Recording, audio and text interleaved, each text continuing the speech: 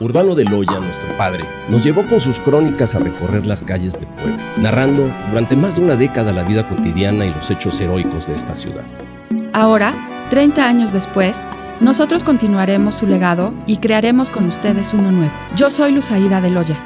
Yo soy Guillermo de Loya. Y esto es Puebla de nuestros amores. ¿Qué nos puedes decir de ese proyecto, pues prácticamente arqueológico de rescate de la zona más antigua de Puebla, querido Arnoldo?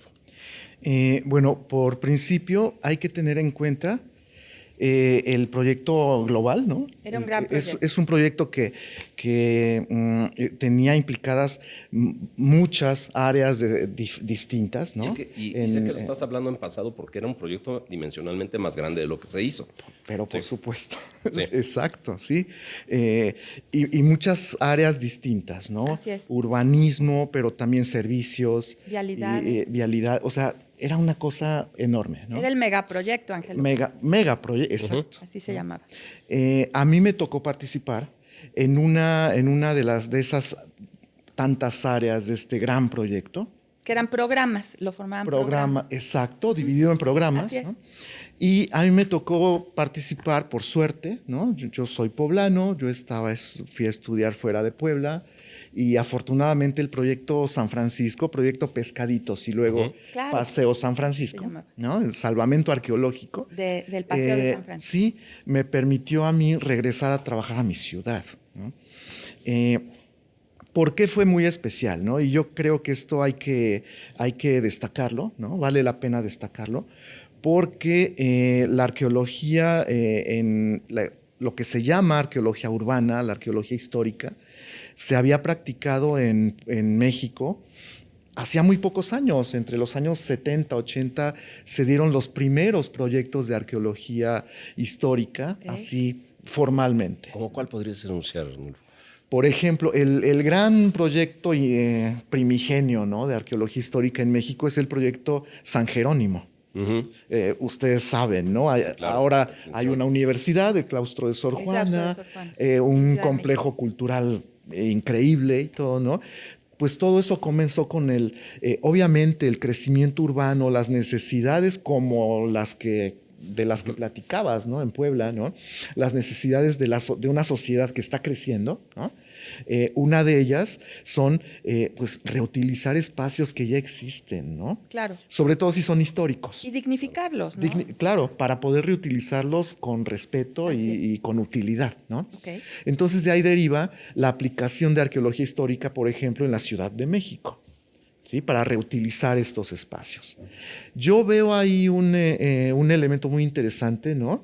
Que tiene que ver con el gobernador de entonces, el licenciado Manuel Bartlett. Sí, ¿no? Él fue secretario de Educación Pública, ¿sí?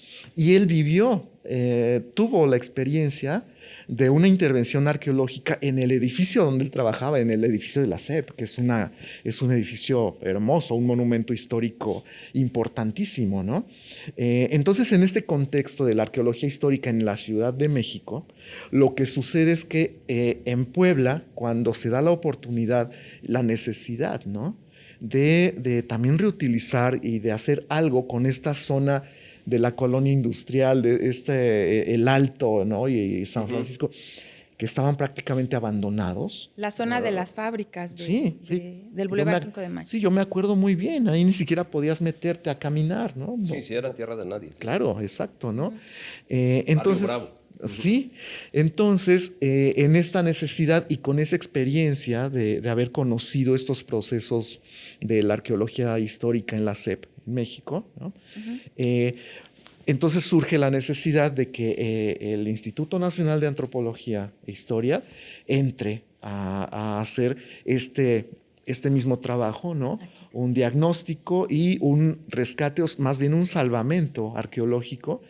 Y por eso es importante el proyecto, ¿no? Yo creo que esto es lo destacable.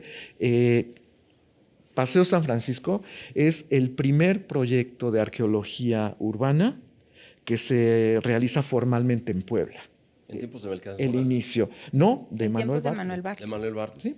¿No hubo un antecedente con Melquiades en poner algo ahí en la zona? Recuerdo. No, Melquiades fue después. Fue después. Más bien Sí, con, tienes razón. con don Mariano. Con don Mariano, perdón. No, es que el Con don proyecto Mariano. de Angelópolis. Mariano Piña. Así es. El programa Angelópolis, y no me dejen mentir, venía desde la campaña de ese tiempo, del 92-93. Y bueno, se empieza a implementar precisamente cuando empieza el gobierno en febrero del 93. Ya se empiezan a hacer los trazos. Y es que precisamente al intervenir esa zona, Arnulfo, se contempló la creación de algo que Puebla no tenía hasta entonces, que era el centro de convenciones. Y por supuesto, además, en esa misma zona, un colector pluvial, porque a pesar de que el río San Francisco estaba embovedado desde 1963, como lo menciona. Eran zonas de, nosotros que nos acordamos, de propensas a las inundaciones. A las inundaciones. Terrible. Así es. Yo todavía vivía por Plaza Dorada en esos años y cuando llovía era una bajada de agua terrible. Por eso se construye este colector pluvial, porque pues el río pues seguía su cauce aunque estuviera embovedado y pues se inundaba. Entonces, a raíz de esta intervención en ese espacio donde hoy está el centro de convenciones William Jenkins, ¿se llama? Sí, William Jenkins. Así es, surgieron vestigios arqueológicos muy importantes, Arnulfo, los cuales todavía se pueden apreciar en los espacios públicos de esa zona.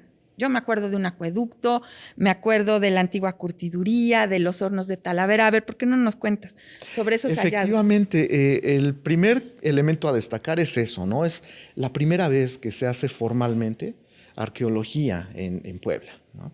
Y estamos hablando de la ciudad, porque, bueno, tradicionalmente Cholula, sí, el sur de Puebla, ¿no? Cuando llega la UDLAP, Sierra Norte, ¿no? Por supuesto, ¿no? A Cholula, todos los estudiaban arqueología. Sí, pero no son contextos urbanos, claro. Digamos, ¿no? No son los contextos de la ciudad, que además tiene ahí tenemos nuestro mito de origen, ¿no? Es que eso es el sueño algo de que Julián Garcés y Los Ángeles. Y que no había nada aquí. Exacto. Entonces, por eso es importante, ¿no? Esta primera oportunidad para verificar qué hay, ¿no? ¿Qué hay debajo de esta ciudad? Es cierto que no hay nada o sí hay cosas, ¿no? Cuéntanos. Ese es lo interesante. Vamos a romper el mito fundacional. Porque el mito fundacional dice que no había nada. Exacto. Y que las pocas cosas que se han encontrado es porque eran como para ceremoniales relacionados con el agua. Pero a ver, tú dinos.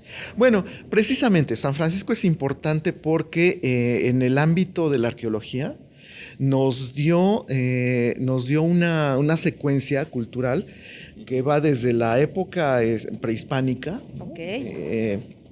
hasta la actualidad, prácticamente sin interrupciones, ¿no?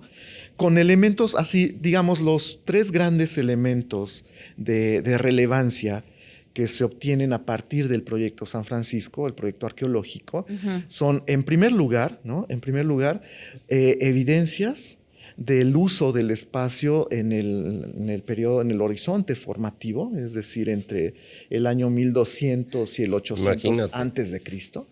O sea, es mucho. Muchísimo. Mucho antes. Muchísimo. Ahí justo en el estanque de los pescaditos, ¿no? Ahí es donde se localizaron una serie de ofrendas. Sí. Dedicadas a un manantial que existía y que es importante por lo otro, ¿no? Es importante un manantial que existía, uno de muchos manantiales, el mismo Motolinia lo relata, ¿no? Estábamos rodeados de agua. Es un paraíso, ¿no? Lo que él escribe es un paraíso, ¿no? Pues sí, porque había mucha agua dulce de ese lado del y azufrosa del otro. Del otro, exacto, pero pues ellos fundaron la ciudad ahí. Por el agua dulce, ¿no? Antes de que él se los llevara el río. Es lo que él dice, claro. Pero bueno, evidencias del uso de esa agua, ¿no?